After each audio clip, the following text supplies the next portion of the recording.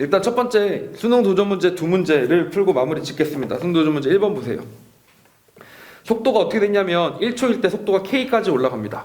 2초일 때 속도가 K로 유지가 돼요. 속도가 K로 유지가 되는 걸 뭐라고 하냐면 우리가 등속 운동이라고 합니다. 그러다 2초에서부터 3초까지 어떻게 돼요? 속도가 쭉 일정하게 줄어들죠. 브레이크를 밟은 거죠. 그래서 쭉 속도가 줄어들게 됩니다. 그런데 중요한 거는 여기서 말씀드리고 싶은 거는 0부터 1까지 구간입니다.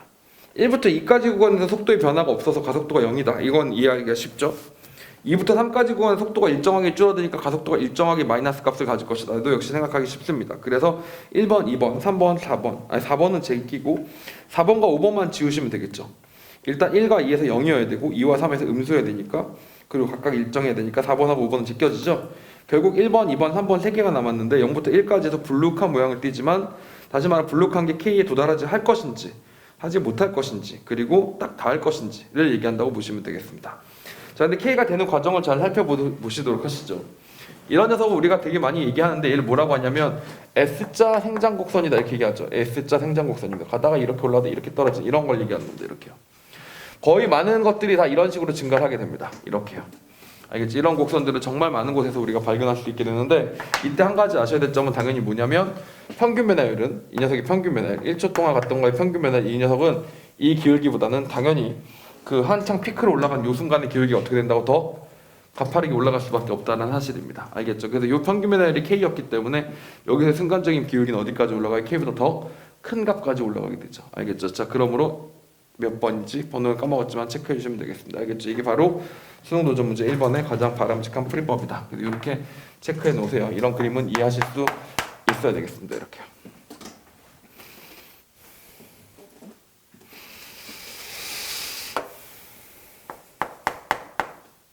수능 도전 문제 2번 문제입니다.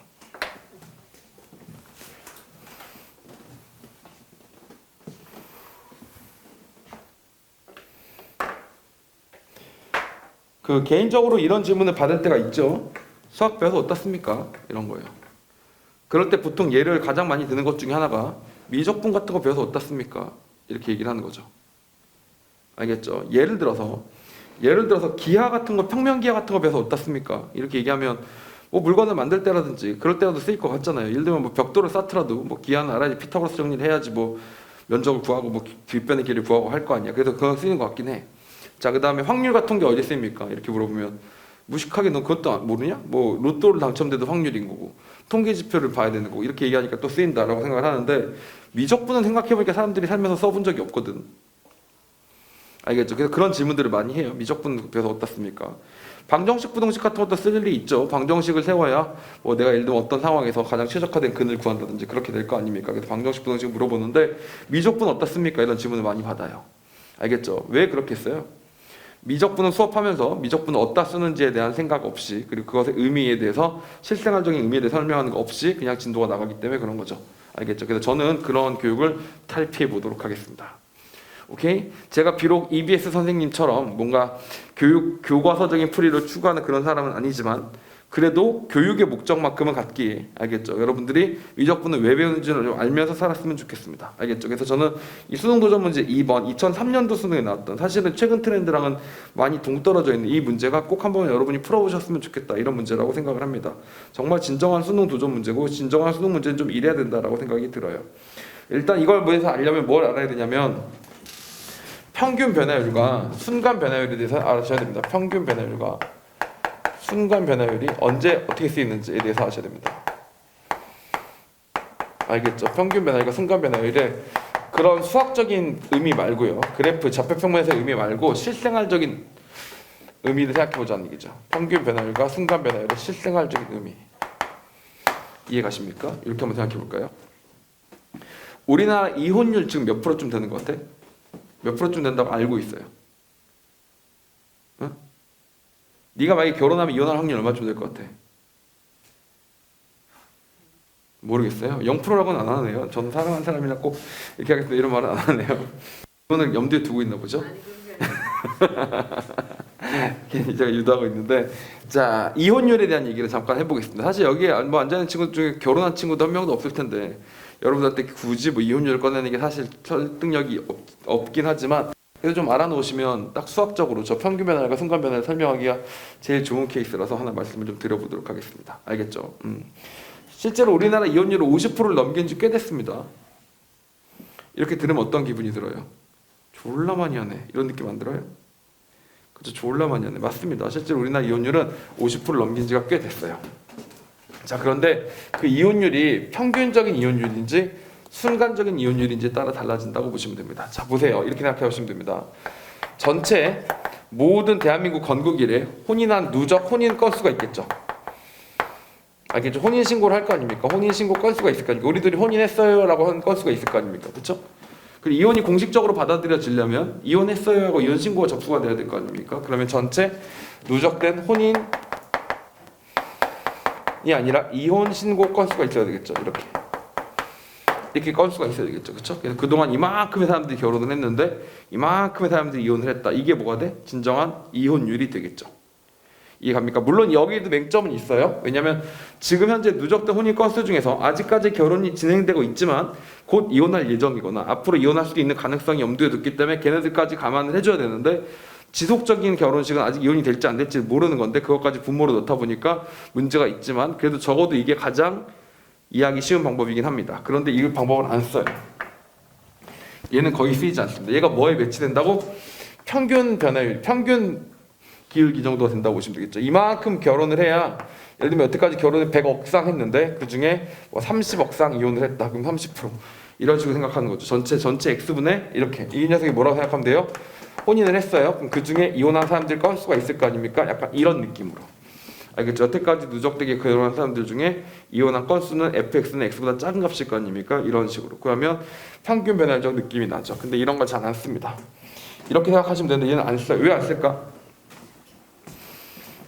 저런 값은 거의 안 써요. 왜 안 쓸까? 저게 진짜 이혼율인데. 얘 안 씁니다. 왜 안 쓰냐? 변화가 없다. 이런 점 때문에 안 씁니다. 변화가 없어요. 생각을 해보세요. 자, 대한민국이 건국 이래 우리나라는 역사가 상대적으로 짧은 편이긴 하지만 왜냐면 대한민국 정부가 설립된 지는 얼마 안 됐으니까 광복 이후로 따지면 아직 100년도 채 안 됐잖아요. 자, 그러다 보니까 누적된 혼인 건수가 상대적으로 작은 편이긴 하겠지. 근데 예를 들면 몇백 년 건국돼서 쭉 돼서 계속 집계된 나라가 있었다고 칩시다. 그럼 누적된 혼인 건수가 많이 있을 거 아니야? 누적된 이혼 건수도 많이 있겠죠. 그래서 예를 들면 이혼율이 한 15%였다고 쳐요. 그런데 올해 특히 15%보다 훨씬 넘어서 이혼율이 점점 올라가고 있어요. 자, 그래서 15%가 아니라 25%, 30%가 올라가고 있다고 쳐요. 그런데 저렇게 누적버리면 어떻게 돼요? 끄트머리 몇 명만 이혼을 좀 더 많이 하고 있는 중이기 때문에 마지막 막판에 좀 올라가 봐야 어떻게 된다고? 약간밖에 안 올라가요. 다시 말하면 여태까지 누적된 게 15%인데 올해 들어서 이혼이 좀 많이 올라가다 보니까 이혼율이 15.1%가 된 거야. 알겠지? 자, 그럼 뉴스에서 발표를 하는 거야. 아나운서가 호들갑을 떨면서 우리나라 이혼율이 심각한 사회부적 문제로 대두되고 있습니다. 지난해 집계된 이혼율은 작년 대비 0.1% 상승하면서 15%에서 15.1%로 이혼율이 급상승하는 사회 혼란적 양상을 보여주고 있습니다. 이렇게 얘기하면 사람들이 들으면서 어떻게 장난하나? 이렇게 생각할 거 아니야. 15%인데 15.1%라고 얘기하면. 그치? 그러니까 이건 뭐가 되는 거야? 말이 안 되는 거야. 알겠죠? 그래서 그렇게는 안 합니다. 변화가 없으니까. 그래서 잘 안 쓰이는 게 되는 거죠. 자, 그럼 대신 뭘 쓰게 되느냐? 순간 변화율을 씁니다. 순간 변화율을 써요. 순간 변화를 쓴다고 매 순간순간 이혼 건수를 셀 수는 없잖아요. 그래서 한 해 이혼 신고 건수를 세는 겁니다. 그 해 이혼이 얼마큼 일어났는지를 따지고 한 해 혼인 신고 건수를 세는 겁니다. 알겠죠? 이렇게 때려버리기 시작하는 겁니다. 이렇게 둘을 비교하기 시작하는 거죠. 일종의 뭐라고 생각하시면 되냐면 한 해 혼인 건수니까 이게 얼마큼 변했는지 긴 기간의 비로 보면 한 해는 뭐야? 찰나의 순간이 되는 거니까 X의 변화량이라고 보시면 되는 겁니다. 알겠죠? 자, 그리고 그럼 한 해 이혼 건수도 이거의 변화량이니까 dfx가 되죠. 알겠죠? dfx가 됩니다. fx의 변화량이니까. 그럼 이게 뭐야? 이게 dx분의 dfx. 이게 뭐예요? 이게 순간 변화율이죠. 그래서 이거 우리가 뭐라고 부르냐면 f'x라고 부르는 건데 이렇게. 알겠죠? 이런 것들을 쓰게 됩니다. 자, 그래서 실제로 이건 변화가 있기 때문에 아주 민감하게 매년 많이 바뀌기 때문에 작년 대비 이혼율이 올라갔는지 내려갔는지를 바로바로 보여줄 수 있어서 사실 이걸 쓰고 있습니다. 그래서 제가 아까 말씀드려서 50%가 훌쩍 넘었다라고 얘기하는 건 뭐냐면 이런 식으로 구했을 때 50%가 훌쩍 넘는다는 얘기를 하는 건데 이거를 이혼율 50%라고 이해하면 좀 생각보다 잘못할 수 있죠. 왜 그래요? 자, 요게 50%라는 얘기가 아니고요. 요게 50%라고요. 그러면 한 해 이혼 건수가 있는데 이혼을 50건을 했다고 칩시다. 근데 한 해 혼인 건수가 몇 건이었다고요? 100건이었다고 칩시다. 그럼 이 100명의 부부들이 이혼을 한 겁니까? 아니죠. 아니죠. 이 50명은 어디서 이혼한 거야? 그동안 누적된 수많은 부부들 중에서 50명이 이혼을 한 거라고 보시는 게 맞죠. 무슨 말인지 아시겠습니까? 그러니까 실제로 얘가 50%가 나온다고 해서 모든 부부 중에 절반 이혼한다고 볼 수는 없는 거지. 앞으로 이게 계속적으로 지속되면 매번 100쌍씩 혼인하고 매번 50쌍씩 이혼해서 계속 지속되면 그러면 절반 정도 이혼하는 모양이다 라고 통계적으로 바뀔 수도 있겠지만 올 한해 그렇게 됐다고 그렇게 되는 건 아니고 심지어 어떨 수도 있냐면 얘들아 생각해봐봐. 이거 돼야 안 돼? 이혼율이 100%가 넘는 나라가 있을 수 있어 없어? 이론상 가능하죠. 어떻게 되면 돼요? 혼인 건수가 적고 이혼 건수가 더 많으면 되잖아. 충분히 가능하죠. 혼인을 안 하는 분위기로 바뀌기 시작하면. 알겠죠? 그러니까 그럼 이혼율이 100%가 넘는 건 너무 상식적으로 받아들이기 쉽지 않잖아? 아나운서가 나와서 다시 얘기를 하는 거야. 우리나라 이혼율 작년에 집계해본 결과 147% 이혼율을 기록했습니다 라고 얘기를 하는 순간 모든 국민들이 그 뉴스를 들으면서 뭐라고 생각하겠어요? 이게 무슨 경제 성장률이야? 어떻게 100%를 넘기지? 이렇게 될 거 아니야. 그치?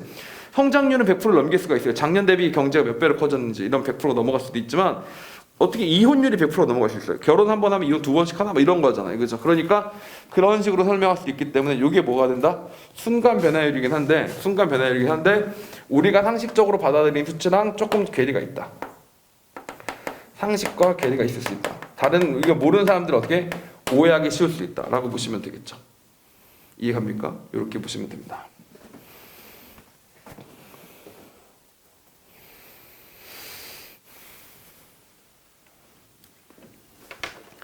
근데 그냥 개인적으로 그냥 물어보고 싶은 게 있어서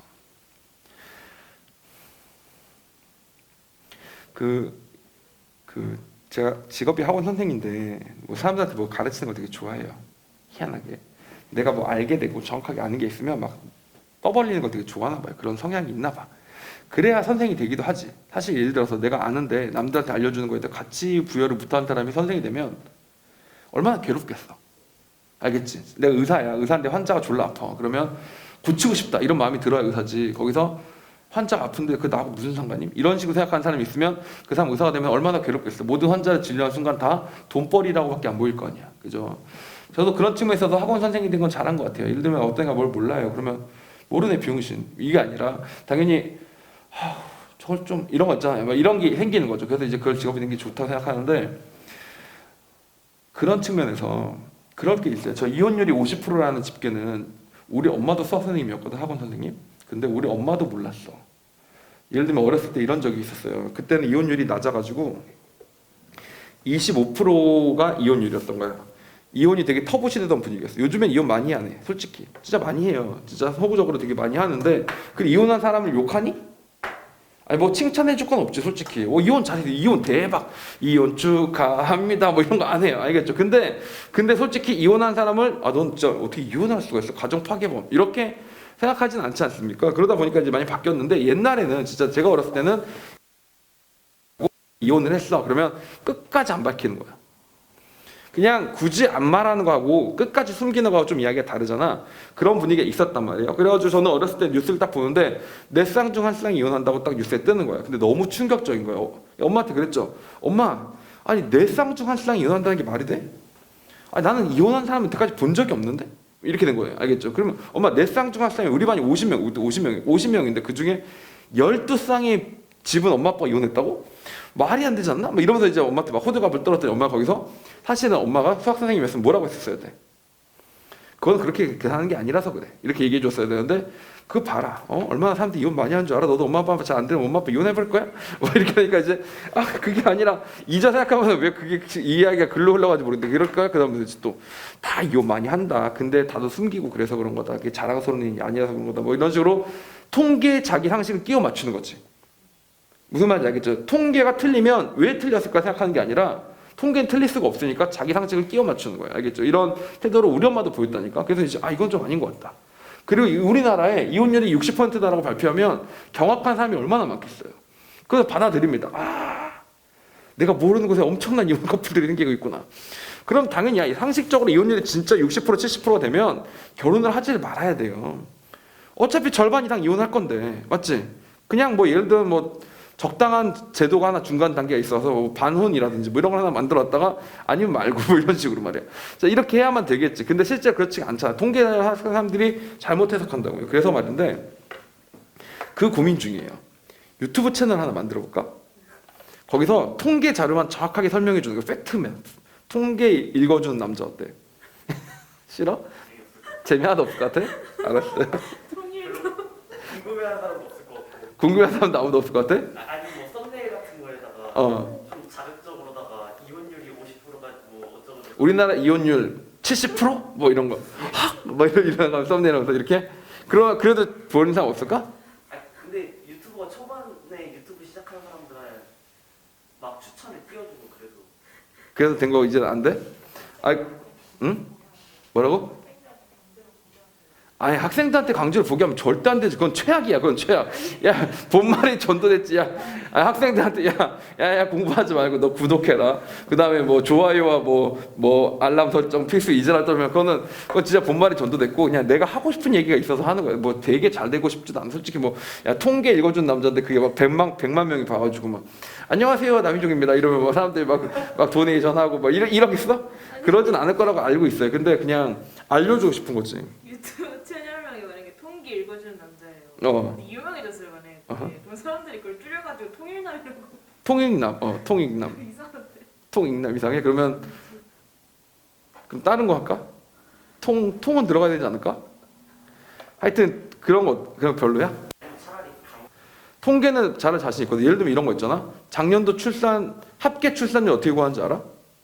근데 그걸 궁금해하는 사람이 있을 거야. 아무도 안 궁금해하나? 그럴 수도 있지. 근데 궁금할 수도 있지 않을까? 나는 근데 한번 제대로 배신감 느낀 게 그거 있잖아. 그 뭐야 비례대표제라고 있어요. 아세요? 그 비례대표제인데 연동형 비례대표제가 작년 총선 때 재작년이었나? 하여튼 총선 때 처음으로 도입됐어. 근데 그게 생각보다 계산이 복잡해요. 근데 이제 그거를 설명해주는 영상을 찍었어. 나는 알아듣겠으니까 그게 무슨 의미가 있는지 설명해줬더니 아무도 안 봐요.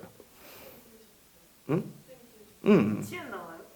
치면 나와요. 비례형, 연동형 비례대표제 이러는데 나만 나오는 게 아니라 다른 사람들도 찍었죠. 근데 이제 보면 뭐 방송에서 소개하고 막 이렇게 했는데 그 사람들도 정확하게 공식을 잘 모르니까 그 의미를 정확하게 설명을 잘 못하더라고. 그래서 아유 병신들 이러면서 설명을 했는데 역시 아무도 안 보더라고요. 관심은 없겠죠. 근데 만약에 내가 그거 올렸다 쳐. 아무도 안 보는 거 어떻게 보면 상관이 없어요. 아무도 안 보는 건 상관이 없는 게 왜냐면 나는 재밌으니까. 난 하고 싶었으니까 해서 상관이 없어. 근데 두 번째 안 좋으면 안 되잖아. 그러니까 봐봐. 플러스 뭐 감사한 거고 0 그것도 뭐 괜찮아요. 재밌었으니까 취미니까. 마이너스가 뭐냐면 학생들이 남인종 수업은 안 하고 이딴 거나 하고 있어. 이건 아니지. 통계는 그치. 통계는 솔직히 그건 아니지 않냐? 그리고 솔직히 난 이런 생각도 하는데 지금 내가 이 얘기를 했잖아요. 이런 얘기 했잖아요. 그럼 너네 지금 들으면서 씨발 미분 수업이나 하지 왜 저딴 거 설명하고 있어? 이렇게 생각하진 않죠. 이건 정말로 실제로 미분에 쓰이는 건데 내가 오늘 썰 푸는 게 아니에요. 그러니까 예를 들어서 뭐 내가 어저께 씨발 쫄면 먹었는데 졸라 맛있었단 말이야. 그 쫄면의 쫄깃한 감각 이게 아니잖아요. 그런 식으로 노가리 까는 선생님들도 있을 수 있지. 근데 그거는 정말 학생들의 멍청 시간을 뺏는 그런 느낌이 없잖아 있는데 얘들 이건 진짜 노가리 까는 게 아니에요. 평균 배열과 순간 배열이 실생활에 어떻게 쓰이는지 알아서 그걸 바탕으로 이런 류의 문제를 풀어서 여러분의 미적분에 대한 이해도를 높이려고 하는 거란 말이야. 맞지? 한번 해보고 싶은데 하면 안 될까? 근데 해보고 싶은 그냥 하시. 하나 했다가 예를 들면 뭐 조회수 한 100 안 나오고 이러면 그냥 역시 애들 말 들을 거 이러면서 채널 삭제 뭐 이렇게 하면 되는 거야. 그러면 채널을 그냥 만드실 때 아예 처음에 소개 영상을 말을 붙이세요. 아까 저희한테 말씀하셨던. 그래. 그러니까 나는 그렇게 할 거니까. 안녕하세요. 저는 수학 선생인데 사실은 씨발 사람들이 너무 빠가처럼 모른다. 뭐 이런 거 있잖아요. 아세요? 자 다시 이런 건 알아? 다시 봐봐. 우리나라 출산율이 얼마야 지금 대충? 알아? 1보다 커 작아? 작아. 1보다 작다는 얘기 들어봤지? 그 1이 뭔데? 1이 뭘 의미하는 건데? 그러니까 1보다 작은다고 하는데 1이 뭔데? 그걸 모르잖아. 대충 뭘 것 같아? 애를 몇 명 낳는지 그거 어떻게 구해? 그럼 애를 몇 명 낳는지는 뭐가 기준이야? 애를 몇 명 어떻게 알아 그거를? 2명을 낳으면 그죠? 여자 한 명이 애 2명을 낳으면 당연히 나라가 지속되겠죠. 왜냐하면 남자 여자 한 쌍이 생겨서 여자가 아이를 2명 낳는 거니까.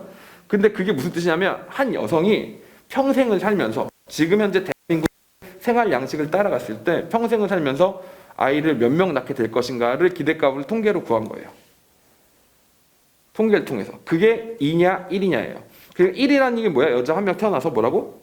그냥 이렇게 한 평생을 대한민국에 살면 이 여자는 한 명을 낳는다. 근데 우리나라 지금 0.7이나 0.6 뭐 이러고 서울이 0.6, 0.7 이러고 0.7은 뭐야 그러면? 3명이 여성이 태어나야 2명이 아이를 낳는다. 그러면 6명의 성인 남녀가 있어야 3명이 여자나 3명이 남자가 있을 거 아닙니까? 그럼 그 중에 몇 아이가 태어난다? 2 아이가 태어난다. 충격적인 이야기예요. 리얼 팩트잖아. 이건 리얼 팩트. 통계니까. 그치? 그런 얘기예요. 오케이? 자, 근데 그 합계 출산율 어떻게 구하나에 대해서 얘기를 하면 관심 없겠지? 관심 있는데? 관심 있는데? 봐봐 이러면 통일남을 구독하세요. 자, 이런 식으로 하면 되는 거 아니야? 해보고 싶은데? 해보세요. 하시면 저 진짜 볼게요. 볼 거야? 근데 보고 뭐 예를 들면 딱 클릭해보고 한 5분 있다가 졸라 지루하네 이거지. 아니, 몇 분을 몇 예상하시는 분을 하실 건데요? 한 10분? 10분? 15분? 이거 얘기하는데 10분 걸렸잖아요. 아니 이거보단 좀 더 자세하게 해야지. 그리고 얘도 들어주고. 그럼 이런 칠판에다가 이렇게 쓰시는 거예요? 그거는 아닐 것 같고 패드 같은 데다가 이렇게 아, PPT 같은 거 띄워서. 썸네일을 재밌게 하시면 알아서 사람들이 들어오잖아요. 그래? 그럼 아니 알고리즘을 타서 들어갈 수도 있어요. 그래. 근데 초반에 하면 알고리즘 잘 타요. 근데 통계 읽어주는 남자는 컨셉이 없어요. 진짜 유튜브에. 왜냐면 어떤 미친놈이 그딴 재미없는 걸 하겠어 상식적으로. 그러니까 나나 통계자를 난 좋아하니까. 나는 그냥 그거 보는 거 좋아하니까. 띄워주는 사람 봤어도 그걸 어떻게 계산하는지 하는 건 모르겠어요. 그치. 근데 그 의미를 해석해 준다거나 그 정도까지는 될 수 있지 않을까? 아니 뭐 읽어주는 남자는 있지 않아요? 나 유튜브 읽어준 남자. 뭐 예를 들면 뭐 또 뭐 읽어주지? 뭐 하여튼 뭘 읽어준 남자가 있으면 많아. 해주는 남자는 주식 읽어준 남자 뭐 이런 것도 있고. 근데 그런 거는 제가 뭐 모르는 뭐 시 읽어준 남자 이건 이상하잖아요. 수식 읽어준 남자 이런 fx는 2x 되고 더하기 5다 뭐 이런 건 이상하잖아요. 그러니까 통계 읽어준 남자. 자 이런 거 다시 수능 문제로 돌아가서 얘기를 해봅시다. 이제 바로 도움이 되는 걸로 해보도록 할게요. 그리고 실제로 이 수능 도전 문제 2번은 희한하게 이번에 경제 수학이랑 교과목이 새로 신설됩니다. 신설됐습니다. 작년에. 그래가지고 거기에 이런 내용이 나오기도 해요. 거기서도 똑같이 이렇게 평균 변화율과 순간 변화율을 가지고 물어봅니다. 자 보세요. 평균 생산 B라고 돼 있는데 거기서 생산 B가 얘들아 레이셔의 B가 아니야. 레이셔의 B가 아니고 코스트야. 코스트 비용. 얼마가 드냐 생산비. 얼마가 들어갔느냐를 얘기하는 거야. 자 제품에서 X개 만들었는데 생산비를 FX잖아.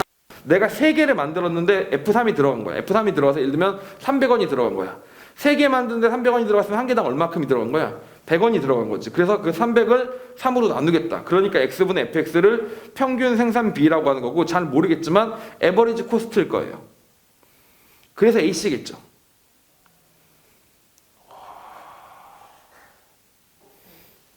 겠죠? 자 유튜브 채널 떡상 각입니까? 자 다시 가보겠습니다. 한번 해봐야겠다.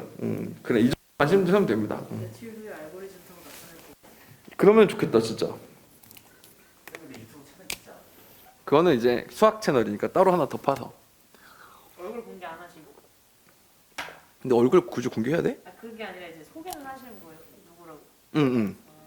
아니 무슨 통계 읽어주면서 겨우 가명 쓰고 나갈 필요 없잖아요. 저는 누군지 말씀을 안 드리겠습니다만은 통계 읽어주는 남자. 통일남입니다. 뭐 이러면서 이렇게 할 수 없잖아. 뭔가 내 이름 밝히면 어때서 이게 뭐 부끄러운 얘기도 아니고 나는 수학 가르치면서 되게 좋은 게 뭐냐면 절대 까이지 않는다는 거예요. 그리고 절대 반박당하지 않는다는 겁니다. 알겠죠? 예를 들면 유튜브에서 뭐 웃기는 걸 끊었어요. 사람들이 웃어 즐거워해. 근데 그러면 100명이 즐거웠는데 그 중에 한 명이 씨발 족같네 뭐 이렇게 올렸다 쳐요. 자 그런 사람이 있을 수 있잖아요. 왜냐면 세상이 너무 다양하니까 너 다 웃긴데 한 명은 기분이 나쁜 거야. 예를 들면 개그맨이 막 개그를 했는데 그 와중에 뭐 장애인 비하다, 뭐 비하다 이래서 한 명 기분 나쁜 거야. 그런 게 있잖아. 근데 수학 가르치면 뭐가 좋냐면 fx의 미분각성에 대해서 수업을 하고 딱 끝났어요. 그럼 거기서 아무도 나에게 뭔가 예를 들면 그치 fx의 미분각성 얘기했는데 와 진짜 미분각성 존나 기분 나쁘네 뭐 이런 거 있잖아. 이렇게 되거나 아니면 미분각성 그렇게 하는 게 아니다라고 막 반박을 하거나 이럴 수 없어. 리얼 팩트야. 내가 말하는 모든 건 다 진실이에요. 알겠죠? 왜냐면 증명된 사실이잖아. 그치? 그러니까 그게 너무 좋더라고요. 그렇지 않겠니? 절대 욕먹을 일이 없습니다. 수학을 가르쳤는데 수능 문제는 이렇게 푸는 겁니다. 그렇군요. 알겠죠? 자, 이런 게 너무 좋더라고요. 그래서 저는 이게 좋아서 저 얼굴 무조건 깔 겁니다. 그게 무슨 상관이에요? 내가 하는 거 없는데. 뭔가 이렇게 납득을 못하는 그런 분위기인데. 얼굴하고 이름을 공개를 안 했다가 나중에 유명해지면 그때 까는 게 낫지 않을까요? 아 그래? 그럼 더 멋있어 보여? 아니 그런 사람 많지 근데 목소리 많던데. 듣고 알 것 같은데. 하여튼 나 해봐야지. 내 말 듣고 오늘 결심했어요. 오늘 채널 당장 만든다. 가서 통계 읽어준 남자 만든다. 근데 영상은 한갈 때 올려야지. 지금 겨울방학이 너무 바쁘니까 3월달에 한번 올려봐야지. 가장 첫 번째는 인구에 대해서. 인구. 우리나라 인구 감소 추이로 바뀌었거든. 그리고 엄청 심각하거든 그 상황이. 진짜 그거부터 해야지. 지금 여러분들 지금 인구 추이에 개꿀 빠는 세대 중 하나인 거 아세요? 그거 알아? 학령 인구가 빵 떨어졌어요. 여러분이 여기 있습니다. 알겠죠? 학령 인구가 이렇게 돼 있었다. 학령 인구가 이렇게 되다가 갑자기 빵 떨어졌어요. 그래서 여러분 요 세대입니다. 제일 꿀빤 세대가 누구겠어요? 현 예비 고3. 알겠죠? 왜냐면 학령 인구가 떨어지면 어떤 일이 생기냐면 대학 정원도 같이 줄어요. 대학 정원이 같이 줄는데 2단 연속으로 떨어졌잖아. 그래서 대학 정원이 이렇게 줄다가 이렇게 되고 있어요. 무슨 말인지 알겠어요? 그래서 여기는 꿀 빠는 겁니다. 왜냐면 두 번 줄 수가 없어 대학은. 왜냐면 두 번 줄면 어떻게 돼? 교직원 다 잘라야 되잖아. 교수님들도 줄여야 되고 모든 예산이 다 줄잖아. 그러니까 어느 정도까지 줄여도 두 번 줄일 수가 없어요. 그래서 한 번만 줄인 거야. 그럼 대학 정원이 있는데 학생은 적은 거야. 경쟁이 어때? 널널하죠. 이해가시죠? 근데 여기서 그대로 유지되지 못하겠지. 서서히 꺾으려고 노력을 하겠지. 그래서 여기는 여러분들은 그나마 반꿀, 오케이? 그다음 다시 얘들은 뭐 3분의 1꿀, 그다음 얘는 그냥 노꿀, 뭐 이렇게 해서 이렇게 하는 겁니다. 알겠죠? 이런 식으로 줄이겠죠. 이해가십니까? 이렇게 되는 거예요. 그래서 이렇게 되는. 지금 어떤지 알아? 지금은 여러분들하고 아무 상관이 없는 세대지만 지금은 거의 이렇게 떨어지고 있습니다. 이렇게 뚝뚝뚝 떨어지고 있어요. 진짜로. 40 몇만이었다가 27만이죠. 그리고 이번에 코로나 터진 거 이제 반영이 작년에 터졌잖아. 올해 반영이 될 거 아니야. 22만 예측하고 있습니다. 반토막 났어요. 갑자기 애들이 반으로 줄어. 그럼 어떻게 되는지 알아? 자, 생각을 해봐. 초등학교 5학년은 학교에 300명이야. 초등학교 2학년 학교에 200명이야. 이렇게 된다고요. 그 다음에 다시 150명 이렇게 된다고. 이렇게 해서 막 줄어들어요. 무슨 말인지 알겠죠? 이러고 있어 진짜. 근데 이렇게 줄는 나라가 있어요. 어느 나라? 전쟁 중인 나라. 전쟁이 발발하면 이렇게 됩니다. 알겠죠? 왜냐면 지금 포탄이 날아가는데 아이를 낳고 싶진 않을 거 아니야. 그렇지? 근데 우리나라 전쟁이 안 났는데 이렇게 됐어요. 존나 신기한 얘기다. 그래서 이런 거에 대해서 얘기하고 싶어. 예고했습니다. 수업 중간에 쓰잘데기 없는 얘기 그만했으니까 이제 그만하고 공부합시다. 알겠죠? 다시 돌아가자. AC, MC를 갈 거야. 자, 그런데 F'X는 뭐래? F'X는 한계 생산비라고 합니다. MC 뭐겠어요? MC 마지널 코스트예요. 그 한계적인 생산비를 얘기하는 겁니다. 이게 F'X입니다. 자, 쌤 이게 무슨 말씀이세요? 이겁니다. 이거 봐봐. X분의 FX는 항상 모든 케이스에서 AC 평균 변화를 얘기해 주는 거고, 평균 변화 0,0이죠. 0부터의 평균 변화를 얘기해 주는 거고, 이거랑 뭘 비교한다고? F'X. F'X는 이렇게 쓰지 말고 이렇게 쓰세요. 그래야 와닿아요. dx에서 fx의 변화율 dx, dfx 이렇게 되는 거죠. 이렇게. 자, 예를 들어 해줄게. 이런 개념이라고 보시면 돼요. 자, 여러분이 비행기를 탔어요. 비행기를 타려고 하는데 비행기 가격이 100만 원이야. 항공사 입장에서 이렇게 생각을 하는 거야. 사람들한테 100만 원씩 받았는데 총 120명을 태울 수 있는 비행기야. 그럼 얼마나 받게 되냐면 1억 2천만 원 받게 돼요. 근데 비행기에서 공항 사용하고 기름 쓰고 뭐 다 해서 승무원 월급 주고 해갖고 1억 원이 돈이 든다고 치자고. 그 항공사는 무슨 생각을 하는 거야?